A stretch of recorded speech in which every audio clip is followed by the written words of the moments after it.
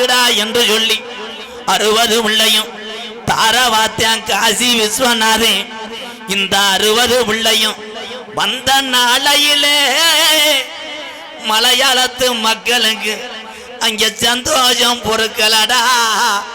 வீடு வீடாக போய் ஒட்டி வளர்க்குது 60 பிள்ளையும் மலையாள நாட்டு மக்கள். இந்த 60 பிள்ளையும் வளர வளர முப்போகம் விளைஞ்சு செல்வஞ்சலி பறந்த மலையாள சீமை கருப்பு பஞ்சம் போகுது, நாடு பஞ்ச நாடாகுதுடா. ஓடி வர அங்க விலங்கள் லாஞ்சாகுது, அங்க பயிரெல்லாம் கருகுது. மக்களுக்கு சொருளே அந்த நாட்டிலே பஞ்சம் போகுதுடா. துள்ளி வர அந்த மலையாள நாடு பஞ்ச நாடாகுது.